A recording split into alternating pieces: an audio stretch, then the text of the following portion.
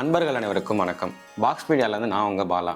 இன்றைக்கி நம்ம திருத்தலங்கள் பகுதியில் எந்த கோயிலை பற்றி பார்க்க போகிறோம்னா, பக்தர்கள் எல்லாருமே இறைவனை வேண்டி பிரார்த்தனை பண்ணி பட்டினி கிடந்து தங்களுக்கு தேவையானது வேண்டும்னு சொல்லி வேண்டிக்குவாங்க. ஆனால் இங்கே இறைவனானவர்கள் என்ன பண்ணுறாங்கன்னா, பக்தர்கள் எல்லாம் நல்லா இருக்கணும், இந்த மக்கள் எல்லாமே நோய் நொடி இல்லாமல் நல்லபடியாக இருக்கணும்னு சொல்லிட்டு அவங்க பச்சை பட்டினி விரதம் இருக்காங்க. அது மட்டும் இல்லாமல் பழனிக்கு அடுத்தபடியாக 2வது வருமானம் தரக்கூடிய கோயிலாகவும் இந்த தலம் விளங்குது. இந்த திருத்தலமானது தமிழ்நாட்டோட மத்திய பகுதியான திருச்சி மாநகரில் இருக்குது. இங்கு தமிழ்நாட்டு பக்தர்கள் மட்டுமின்றி வெளி மாநிலத்தவரும் வெளிநாட்டவர்களும் வந்து தினசரி அம்பால பிரார்த்தனை பண்ணிட்டு இருக்காங்க. வாங்க இந்த திருத்தலத்தை பற்றி விரிவாக பார்க்கலாம். வாங்க இந்த திருத்தலத்தோட தலவரலாறு பற்றி பார்க்கலாம். 108 திவ்ய தோஷங்களில் முதன்மை தலமாக விளங்கக்கூடியதுதான் ஸ்ரீரங்கம் கோவில். அந்த ஸ்ரீரங்கம் கோயிலில் ரொம்ப சாந்த மூர்த்தியாக இருந்து மக்கள் எல்லாருக்கும் அருள் பாலிச்சுட்டு வரவர் தான் ஸ்ரீரங்க ரங்கநாதர். ஆனால் அவங்களோட தங்கையாக விளங்கக்கூடிய வைஷ்ணவி தேவிங்கிறவங்க ஆக்ரோஷத்தின் உச்சமாக விளங்குறாங்க. அவங்க எப்படிப்பட்டவங்களா இருக்காங்கன்னா, கண்கள் இரண்டும் சிவந்த கண்களோட, அது மட்டும் இல்லாமல் கோரை பொருட்களோட இருந்திருக்காங்க. ஒரு நாள் பார்த்தீங்கன்னா அவங்களோட சன்னதியில், அதாவது வைஷ்ணவி தேவியோட சன்னதியில் தீப்பிடிச்சு எரிஞ்சதாக சொல்கிறாங்க. ஸோ இந்த தீப்பிடிச்சு எரிஞ்சதுனால எல்லாரும் போய் மக்கள் எல்லாம் போயிட்டு பார்த்துட்டு அணைச்சி தீர்த்த குடங்களும் பால் குடங்களும் கொண்டு அந்த சிலையை அணைச்சதுக்கு அப்புறமும் அந்த சிலையோட உக்ரம் அதிகமாக இருந்திருக்கு. இது பார்த்துட்டு மக்கள் எல்லாரும் வேண்டிக்கிட்டு அங்கே இருக்க ஜீயர் சாமிகள்கிட்ட கேட்குறாங்க, என்ன சாமி ஆச்சு இப்படி இருக்குது அப்படின்னு சொல்லி கேட்கும்போது, அப்போ வந்து ஜீயர் சாமிகள் வந்து அம்பாள்கிட்ட பிரார்த்தனை பண்ணி, அம்பாளே என்னாச்சுமா, ஏமா இவ்வளோ கோபமாக இருக்க, மக்கள் எல்லாம் பாவமா, நெருப்பில் இருக்க அளவுக்கு நீ கோபமாக இருக்குன்னா நாங்கள் என்ன பண்ணணும் சொல்லுமா அப்படின்னு சொல்லும்போது, அப்போ ஒரு அசரீரி ஒலி கேட்டிருக்கு. அந்த அசரீரி ஒலி என்ன சொல்லியிருக்கு அப்படின்னா, மக்கள் எல்லாரும் வந்து அம்மை நோயானால ரொம்ப கஷ்டப்பட்டுட்டு இருக்காங்க. அது மட்டும் இல்லாமல் இந்த இடத்துல என்னால் தனியாக விளங்க முடியல, அதனால் என்னை வந்து வேறு இடத்துக்கு கொண்டு போங்க, வடக்கு நோக்கி வேறு பக்கம் கொண்டு போங்க, நான் வந்து உங்களுக்கு ஒளி ரூபத்தில் வழி தரேன், அந்த ஒளியை ஃபாலோ பண்ணி நீங்கள் கொண்டு போய் என்னை கொண்டு போய் வைங்க அப்படின்னு சொல்கிறாங்க. ஜீயர் சாமிகள் அறிவியல் படியிலே மக்கள் எல்லாரும் என்ன பண்ணுறாங்கன்னா, அம்பாலை வந்து பல்லக்கில் ஏற்றிட்டு வாங்க திருச்சியோட வடகிழக்கில் இருக்க கொள்ளடக்கரையை தாண்டி காட்டுப்பகுதிக்குள்ளே நம்ம போகலாம் அப்படின்னு சொல்லிட்டு போகிறாங்க. அங்கே போய்கிட்டு இருக்கும்போது நைட்டு ஃபுல்லாக அந்த ஒளி வெளிச்சத்தோடய ஃபாலோ பண்ணி போயிட்டே இருக்காங்க. ஒரு நைட்டு கரெக்டாக முடிய போகிற டைமில் பார்த்தோன்னா ஒளி வெளிச்சம் நின்றது ஒரு கோட்டை மேடை கொண்டு அடைஞ்சிடுறாங்க. அந்த மேட்டில் இருந்துக்கிட்டு சரி வாங்க எல்லோரும் சாப்பிடுவோம், சாப்பிட்டு முடிச்சுட்டு ரெஸ்ட் எடுத்துகிட்டு அதுக்கப்புறம் போகலான்னு சொல்லிட்டு கிளம்புறப்ப அம்பாலை மறுபடியும் தூக்கலான்னு பார்த்தா தூக்க முடியல. என்னடா பண்ணுறது, என்னடா தூக்க முடியும், அம்பாள் வரமாட்டேன்னு சொல்கிறாங்கன்னு சொல்லி தான் மறுபடியும் வந்து அம்பாளோட பிரார்த்தனை பண்ணும்போது அம்பாள் வந்துட்டு மறுபடியும் அசரீரி வழியாக வந்து பதில் சொல்கிறாங்க. இந்த கோட்டை மேடானது வெறும் கோட்டை மேடா மட்டும் இல்லாமல் சுற்றி வேப்ப மரங்கள் இருக்கனால வேப்பமர காடு எனக்கு ரொம்ப பிடிச்சிருக்கு, இந்த இடம் தான் நான் இருக்க இடத்துக்கு கரெக்டான இடம், அதனால் என்னை இங்கேயே ஒரு குடிசை கட்டி அந்த குடிசையில் என்னை வச்சுருங்க, நான் இங்கேருந்து மக்கள் எல்லாத்தையும் பாதுகாக்கிறேன் அப்படின்னு சொல்கிறாங்க. அம்பாலை அந்த இடத்துலையே வச்சுட்டு எல்லாரும் கிளம்பிடுறாங்க. ஸோ அது என்னங்க கோட்டைமேட்டில் எப்படி வச்சுருப்பாங்க அப்படின்னு கேட்டாங்கன்னா, ஆக்சுவலாக வந்து அது சோழர் காலத்தில் தங்கைக்கு ஆசைப்படியாக ஒரு சோழ மன்னர் வந்து அந்த தங்கச்சிக்காக ஒரு கோட்டை கட்டியிருக்காரு. ஆனால் அடுத்த பின்காலத்தில் வந்த போர் நடந்த டைமில் அந்த கோட்டையெல்லாம் இடிச்சிட்டாங்க. ஆனால் அந்த இடத்துல கோட்டை மேடாக இருக்க இடத்துல கோட்டை இல்லை, அங்கே ஒரு மேடு மட்டும் இருந்திருக்கு. அந்த கோட்டை மேட்டில் சுற்றி வேப்பமரங்கிற இடத்துல அம்பாள் அங்கேயே வச்சுட்டு போயிட்டாங்க.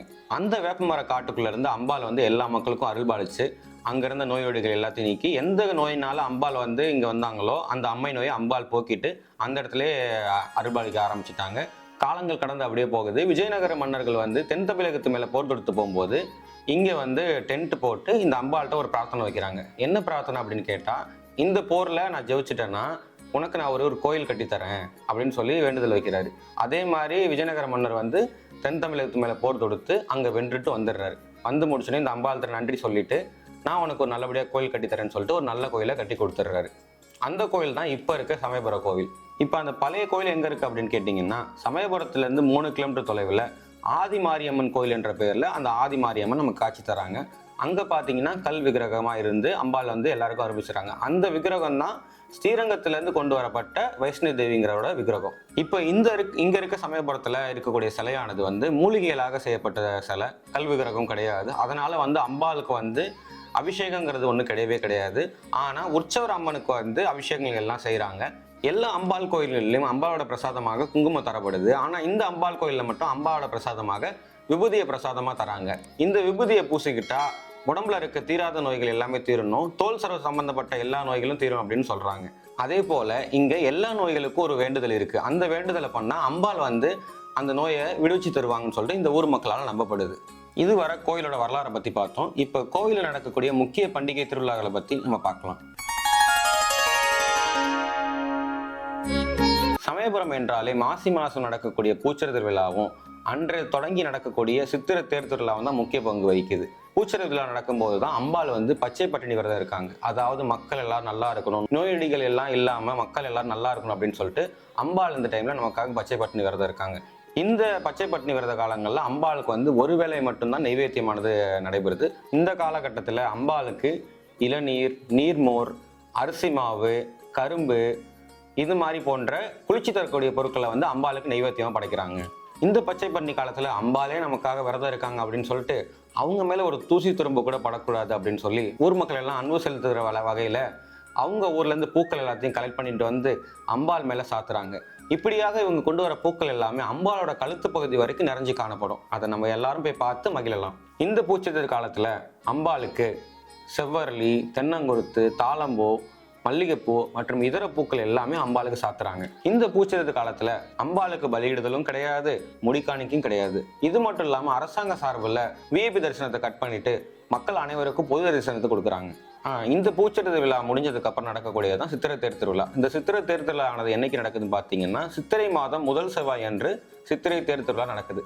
அன்றைய பொழுதுல மக்கள் எல்லாரும் கோடிக்கணக்கான மக்கள் வந்து கலந்து கொண்டு அம்பாளை வந்து தெய்வ தரிசனம் பண்றாங்க. இந்த சித்திரை தேர் திருவிழா அன்னைக்கு அம்பாள் இவ்வளவு நாள் நமக்காக பச்சை பட்டினி விரதம் இருந்தாங்களே, அவங்களுக்கு நம்ம நன்றி செலுத்தணும் அப்படின்னு சொல்லி பக்தர்கள் எல்லாம் ஒன்று கூடி தீர்த்த குடம் எடுக்கிறது, பால் குடம் எடுக்கிறது, அக்னி சட்னி எடுக்கிறது, இது மட்டும் இல்லாமல் அழகு குத்துறது, இவ்வளவு வேண்டுதலை நேர்த்திக்கடனா கொண்டு அம்பாளுக்கு வந்து நேர்த்திக்கடன் செலுத்துறாங்க. இது மட்டும் இல்லாமல் சித்திரை தேர் அன்னைக்கு வந்து வர முடியாத பக்தர்கள் எல்லாருமே அதை தொடர்ந்து அந்த மாதம் முழுவதும் வந்து அவங்களுக்கு உண்டான நேர்த்திக்கடனை செலுத்துறாங்க. சமயபுரத்தில் நடக்கக்கூடிய முக்கியமான நிகழ்வுகளில் ஒன்று ஸ்ரீரங்க ரங்கநாதட்டம் வந்து வரக்கூடிய சீர். இந்த சீர் எப்படின்னு பார்த்தீங்கன்னா சமயபுரம் மாரியம்மனுக்கு அண்ணனாக திகழக்கூடிய அரங்கநாதர் தங்கைக்கு பரிசா கொடுக்கணுங்கிறதுக்காக சீர் கொண்டு வராரு. இந்த சீர் என்னைக்கு நடக்குதுன்னு பார்த்தீங்கன்னா வருஷம் கொள்ளடக்கரையில் தைப்பூசம் அன்னைக்கு நடக்குது. அன்றைய பொழுதுல ஸ்ரீரங்க ரங்கநாதர் தங்கச்சி சமயபுரம் மாரியம்மனுக்கு சீர் கொடுக்குறார். இது மட்டும் இல்லாமல் சமயபுரத்தில் ஆடி மாதம் முழுவதும் திருவிழா கோலமாக காட்சியளிக்குது. சமயபுரம் அம்மனுக்கு செய்யப்படுகின்ற முக்கிய வேண்டுதல்கள் மற்றும் பரிகாரங்களை பற்றி இனி பார்க்கலாம். பொதுவாகவே சமயபுரம் அம்பாளுக்கு பால், பன்னீர், இளநீர், பஞ்சாமிர்தம் போன்ற அபிஷேக பொருட்களை அம்பாளுக்கு அபிஷேகம் பண்ணுவது ரொம்ப சிறப்பாக இங்கே விளங்குது. இது எந்த காலத்தில் நடைபெறுதுன்னு பார்த்தீங்கன்னா ஆடி மாதம், தை மாதம், ஆடி வெள்ளிக்கிழமை, தை வெள்ளிக்கிழமை, சித்திரா பௌர்ணமி, சித்திரை மாதங்களில் போன்ற முக்கிய தினங்களில் இது முக்கிய பங்கு வகிக்குது. வருஷம் வரக்கூடிய புரட்டாசி மகாலய அமாவாசை அன்னைக்கு ஒரு மூங்கில் தட்டு வாங்கி அதில் பச்சரிசி, தேங்காய், பழம், காய்கறிகள் இதெல்லாம் வச்சு அம்பாளுக்கு அர்ச்சனை பண்ணிட்டு அதை வந்து ஒரு அந்தணர்களுக்கோ அல்லது ஏழை மக்களுக்கோ கொடுத்தா பித்ருதோஷம் நீங்கன்னு சொல்லிட்டு மக்களால் நம்பப்படுது. தாலி பழத்துக்காக சுமங்கலி பெண்கள் தாம்பழத்தில் ரவிக்க துணி, குங்குமம், மஞ்சள் மற்றும் வளையல் மற்றும் கண்ணாடி பொருட்களை வச்சு தானம் கொடுக்கும்போது அம்பாலே நேரில் வந்து ஒரு பெண் உருவத்தில் வந்து அதெல்லாம் வாங்கிக்கிட்டு அவங்களுக்கு ஆசீர்வாதம் பண்ணுறாங்கன்னு சொல்லி ஒரு ஐதீகம் இருக்குது. இந்த திருத்தலத்தில் அம்மை நோய் பிடிச்சவங்களுக்கு தங்குறதுக்காக தனி மண்டபமும் இருக்குது. அந்த தனி மண்டபத்தில் தங்கக்கூடிய அம்மை பிடித்தவர்களுக்கு அம்மனோட தீர்த்தத்தை பிரசாதமாக வழங்குறாங்க. இது மட்டும் இல்லாமல் அம்பாளுக்கு மாவிளக்கும் எலுமிச்சை மாலையும் இந்த அம்மை நோய் பட்டு விடுபட்டவங்க அம்பாளுக்கு சாத்துறாங்க. இந்த திருத்தலத்தில் கரும்பு துளி எடுக்கிற பிரார்த்தனை வந்து மிக சிறப்பாக பிரசித்தமாக விளங்குது. இது என்னன்னு கேட்டிங்கன்னா குழந்தை இல்லாத தம்பதிகள் வந்து அம்பாள்கிட்ட வேண்டுதல் பண்ணிக்கிட்டு எனக்கு குழந்தை பிறந்தா நான் வந்து கரும்பு தூளி எடுத்துகிட்டு வரேம்மா அப்படின்னு சொல்லி வேண்டிக்கிட்டு குழந்தை பிறந்த அதே 6 மாதம் கழிச்சு குழந்தையோட வந்து கரும்புல வந்து தூரி கட்டி அதில் வந்து குழந்தைய வச்சு கணவனானவர் முன்னாடி இருந்தும் மனைவியானவர் பின்னாடியும் கரும்பை வந்து தொட்டியில் கட்டி குழந்தைய சுமந்தபடி வந்து 3 முறை சுற்றி வந்து அம்பாளுக்கு நேர்த்திக்கடன் செலுத்துறாங்க. இது இந்த திருத்தலங்கு தொகுப்பில் நம்ம சமயபுரம் மாரியம்மனை பற்றியும் அதோட தல வரலாறு மற்றும் பிரார்த்தனைகளை பற்றி நம்ம தெளிவாக தெரிஞ்சுக்கிட்டோம். இதே போல் மேலும் ஒரு வீடியோவில் உங்களை சந்திக்கும் வரை உங்களிடம் விடைபெறுவது உங்கள் பாலா. மறக்காமல் நம்ம பாக்ஸ் மீடியா சேனலை சப்ஸ்கிரைப் பண்ணுங்கள், இந்த வீடியோ லைக் பண்ணுங்கள், கமெண்ட் பண்ணுங்கள், ஷேர் பண்ணுங்கள். நன்றி, வணக்கம்.